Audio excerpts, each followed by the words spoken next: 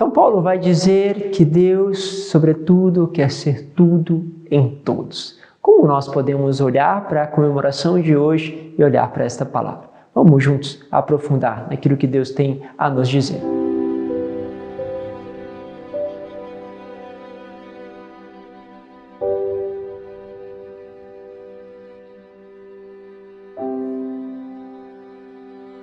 Em nome do Pai, do Filho e do Espírito Santo. Amém. Hoje é um dia especial, dia de comemorarmos os fiéis defuntos. Uma celebração que nos convida, sobretudo, a ir ao encontro daqueles nossos entes queridos que faleceram, intercedendo, orando por eles. Se você pode, vá até uma Santa Missa, celebre, coloque a intenção, por essas almas que tanto precisam da tua oração. Vamos juntos pegar a palavra e vamos mergulhar um pouquinho neste grande mistério. Vamos lá, a palavra que eu quero partilhar com vocês está na primeira carta de São Paulo aos Coríntios, capítulo 15, versículo 20 ao 24, depois do 25 ao 28. Diz assim: Irmãos, Cristo ressuscitou dos mortos como primícia dos que morreram. O que ele está dizendo aqui? Está vendo? Todos esses nossos entes queridos que já faleceram, eles vão ressuscitar, porque Cristo é primícia, ou seja, Ele é o primeiro, é aquele que abre as portas, é aquele que, realizando em si, realiza em nós. Então essa coisa da ressurreição é muito forte, é como se dissesse, Ele demonstrou ter o poder para ressuscitar dos mortos. Se Ele tem este poder, também este poder é capaz de fazer com que nós possamos ser ressuscitados dos mortos. Muito fortes as expressões, então essa lógica. Com efeito, por um homem veio a morte, e também por um homem que vem a ressurreição dos mortos. Ou seja, por Adão veio a morte, por Cristo veio a ressurreição dos mortos. Como em Adão todos morrem, assim também em Cristo todos reviverão, porém cada qual segundo uma ordem determinada. Em primeiro lugar, Cristo, como premissas. Depois, os que pertencem a Cristo por ocasião de sua vinda. A seguir será o fim, quando ele entregar a realeza a Deus Pai. Pois é preciso que ele reine até que todos os seus inimigos estejam debaixo de seus pés. O último inimigo a ser destruído é a morte. Quando nós entramos na eternidade, ou seja, é destruída então a força da morte, não há mais morte. Assim, com efeito, Deus pôs tudo debaixo dos seus pés, mas quando ele disser tudo está submetido, é claro, estará excluído dessa submissão aquele que submeteu tudo a Cristo. Ou seja, Deus vai colocar sobre os seus pés todos aqueles que justamente não se colocaram junto ao Cristo.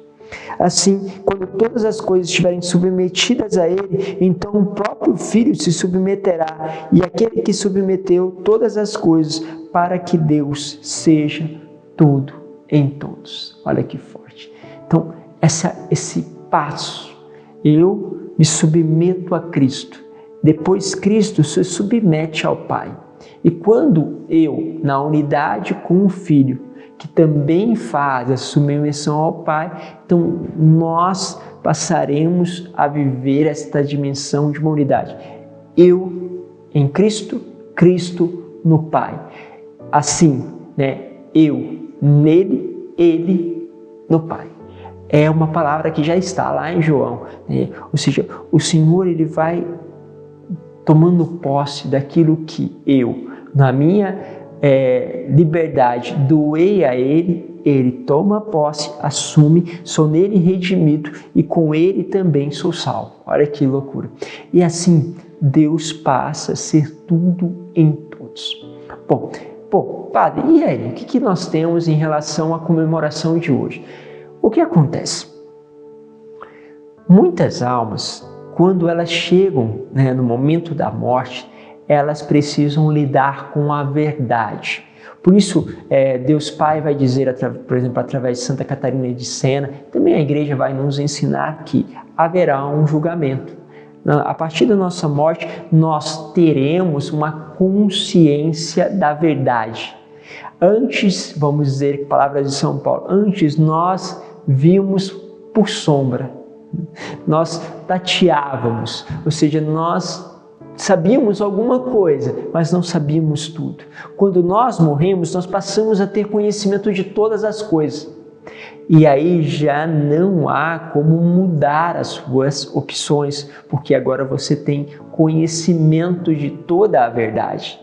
Por isso a tua escolha, ela passa a ser perpétua. Por isso que não há caminho, vamos dizer, de conversão dos demônios, porque os demônios tinham consciência de toda a verdade, e tendo consciência de toda a verdade, e fizeram o seu passo de rebelião, um passo que não pode ser alterado, porque já havia consciência de toda a verdade.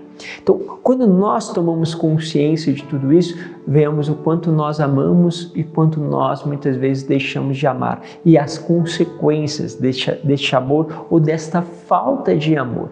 E diante de tudo isso, nós temos consciência se nós nos submetemos a Cristo ou se nós não nos submetemos, ou se submetemos em parte a Cristo, e aí precisamos como que passar para um caminho aonde esse desejo, muitas vezes eu desejei, queria fazer o bem, mas não pratiquei, fui lá, um dia vivi a palavra, outro dia não. O que acontece? Quando eu faço esses poréns e lá também não confesso, não volto atrás, não me arrependo, quando nós morremos, vemos a consequência disso, mas se escolhemos por Deus, diante de tudo isso, nós iremos para a eternidade. Mas, porém, precisaremos passar para todo um processo purgativo daquilo que nós não fizemos aqui na terra, nós viveremos no purgatório. Assim, nós temos muitas almas que estão no purgatório e nós vamos orar por elas. E ao mesmo tempo, são almas que vão encontrar a salvação e nós comemoramos e agradecemos, porque bendito por cada um que se volta ao Pai, porque o Pai se alegrará por uma ovelha, né? Ou seja, por uma só ovelha que volta para o seu redil. Então há uma festa, há uma comemoração, há uma graça, à medida que nós percebemos que há almas que escolheram a Cristo, porém que passam pelo purgatório e que precisam das nossas orações, porque senão prevalecerão diante dessa dificuldade, vamos dizer assim, por um longo período, embora lógico, não há mais a questão do tempo, mas o sofrimento se prolongará, porque precisará purgar, ou seja, purificar-se com maior intensidade. E tudo isso faz com que a nossa oração voltada a eles possam ser canal justamente de graça, de comemoração, para que essa festa, vamos dizer assim, da chegada de uma nova alma ao céu, depois de passar pelo purgatório, seja sempre uma alegria para o coração de Deus. E assim, Deus vai se fazendo tudo em todos, porque o céu é, na verdade, uma presença forte, profunda, de Deus, que está presente ali, mas ao mesmo tempo, pelo amor, pelas escolhas, pela santidade daqueles que estão no céu, está presente também neles. E assim, Ele é tudo em todos. Imagine se isso fosse uma regra já aqui na terra. Então, o paraíso só seria uma consequência de uma vida bem vivida. Para aqueles que ainda não viveram uma vida bem vivida, deve chegar a nossa intercessão. Como nós não sabemos se aquela alma, a não ser que seja dada uma graça a algum de nós, de poder visualizar isso, de poder receber um dom carismático para isso, nós não sabemos se aquela alma está no purgatório, se ela está no inferno ou se ela está já no céu.